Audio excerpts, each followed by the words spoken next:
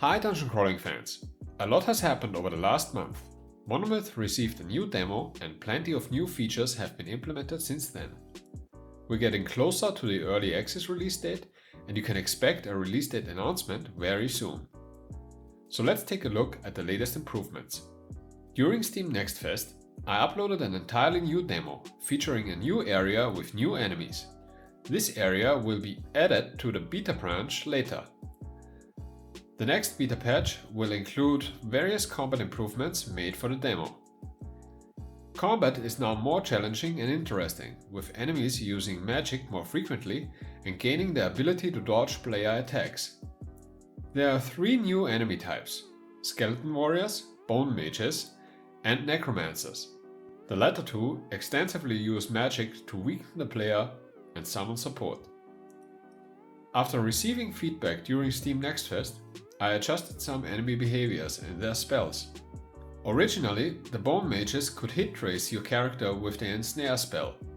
This is no longer possible as the spell has been changed to a projectile. Additionally, I reduced the splash damage on the fireball spell. Combat will continue to improve throughout early access. I also created a new undead enemy type that didn't quite make it into the demo.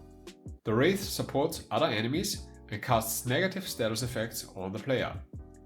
It has the highest physical damage resistance among enemies. You can probably guess how it can still be damaged, but I won't spoil anything. I also added some objects useful to warriors in such situations. After Steam Next Fest, I finally had the time to implement fishing, one of the most popular side features from Ultima Underworld. MONOMYTH's fishing mechanic is relatively simple. You throw out the bait, wait for the fish to bite, and reel in at the right moment. Depending on the rarity of the fish, you have to react faster. The real motivation lies within the metagame, however.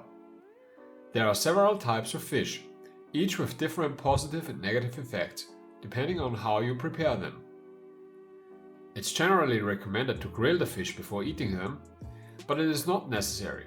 Some fish have simple regenerative effects, while rarer ones have utility effects.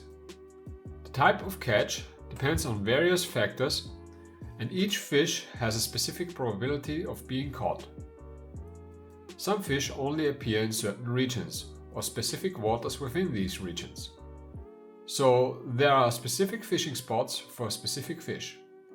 Additionally, in certain areas, you can reel in special items that can only be caught once. I hope fishing serves as a nice little distraction from dungeoneering adventures and provides useful items that will integrate well into your playstyle. Lastly, I added the search skill.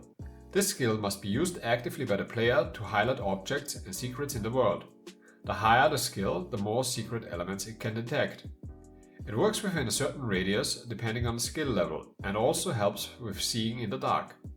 However, it costs a high amount of focus, the stamina equivalent for magic. Players can only activate the skill if their focus bar is full. I will probably update the demo one more time to add the search skill and the Wraith. There are no bodies of water in the demo, so I'm afraid you'll have to wait for the early access version to try out fishing. I also sent out emails to choose the GOG version of the game. If you want the GOG key, please fill out the form linked in the mail. The GOG site will be up shortly. And that's already it for this month. There might not be an update next month, as I may already be very busy preparing for early access at that time. However, I will give you a quick note before locking your beta access and sending out your final game keys. Until then, I'll keep you updated and see you soon.